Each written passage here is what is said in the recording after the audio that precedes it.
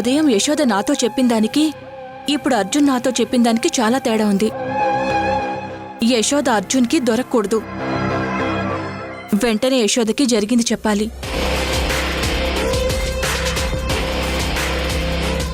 Hello Yashoda, Arjun మళ్ళీ ఇక్కడ hostel దగ్గరికి వచ్చాడు.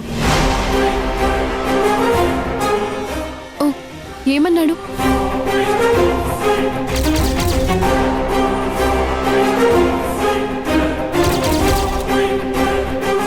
నువ్వు జాగ్రత్తగా ఉండే యశోద.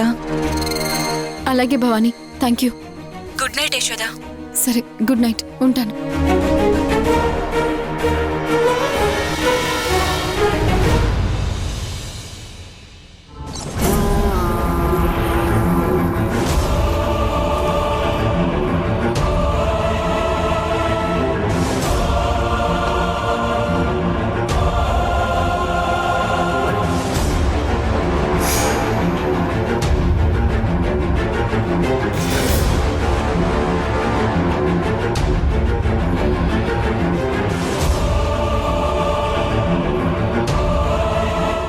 అమ్మ మీకిచ్చిన గడువు ఇప్పటికే 3 రోజులు పూర్తయిపోయింది రంగమ్మ. ఎంతవరకు వచ్చింది యశోదని వెతకడం?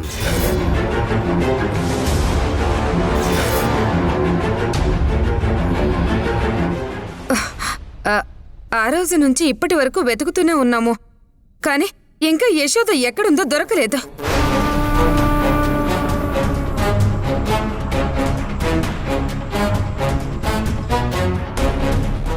యశోద ఊర్మిళమ్మ గురించి తెలుసుకునే లోపు మీరు దాని శవాన్ని ఇక్కడికి తీసుకురావాలి.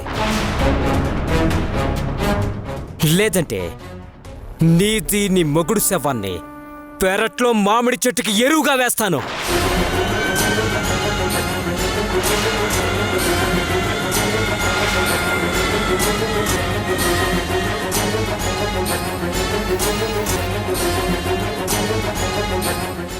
ఊర్మిళమ్మ ఇంకా రాలేదు కదా. అసలు యశోద పేరు మీద ఎంత ఆస్తుందో దీన్ని అడిగి తెలుసుకుంటే పోతుందేమో.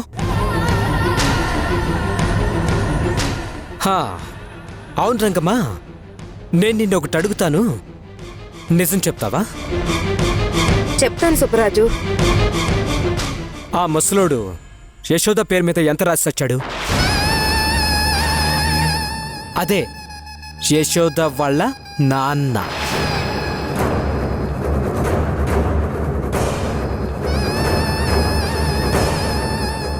ఏంటి చెప్పవా? నిన్నే అడిగేది.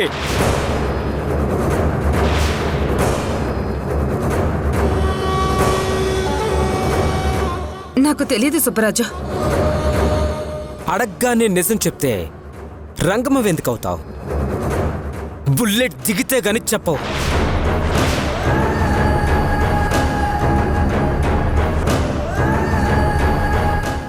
మీ ఆయనకి దించినట్టు కాల్లో దించనా?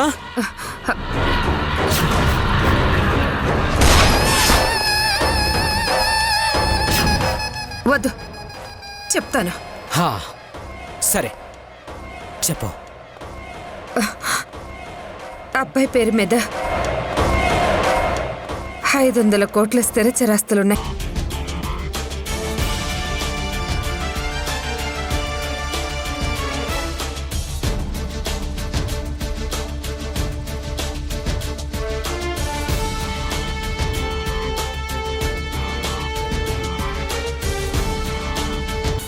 అమ్మాయి పేరు మీద 700 కోట్ల ఆస్తుంది.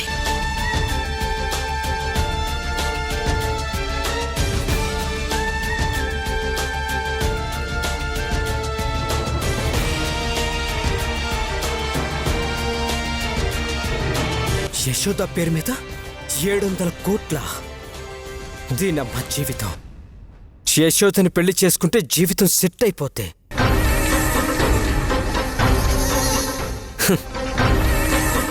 నిన్ను చూస్తుంటే నాకు జాలేస్తుంది రంగమ్మ.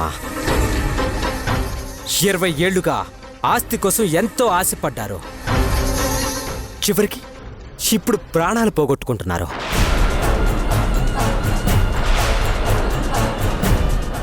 ఆస్తి మొత్తం ఇస్తే ఊర్మిళ గారు వదిలేస్తారని చెప్పారు కదా సుబ్బరాజు. ఏంటి ఊర్మిళమ్మ వదిలేస్తానంటే ఎలా నమ్మేశావు?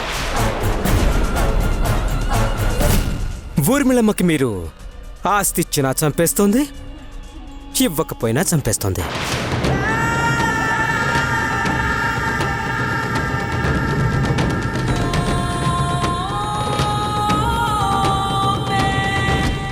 ఏంటి భయం వేస్తుందా?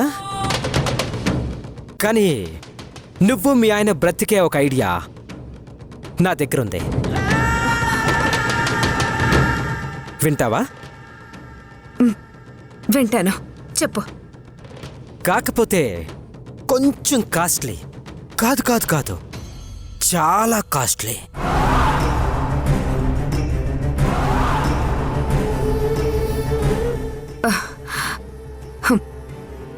ఇప్పుడు ఇవ్వటానికి నా దగ్గర డబ్బులేమీ లేవు. నిన్ను డబ్బు ఇవ్వమని నేను అడగలేదుగా. ఎక్కడ తీసుకోవాలో అక్కడే తీసుకుంటాను. కాకపోతే మీరు చేయాల్సింది ఒకటి ఉంది. ఏంటది? యశోద పేరు మీద ఏదైతే ఆస్తి రాశారో ఆ ఆస్తి పేపర్లన్నీ నాకు ఇవ్వాలి.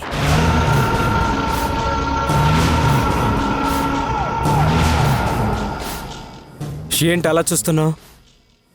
నీ మనసులో ఏమనుకుంటున్నావో చెప్పనా? ఊర్మిళకు తెలియకుండా ఆస్తిని నేను నొక్కేద్దాం అనుకుంటున్నాను అనే కదా? నువ్వనుకున్నది నిజమే. ఆ ఆస్తి పేపర్లు నాకిస్తే నేను మీకు బతికే అవకాశాన్ని ఇస్తాను.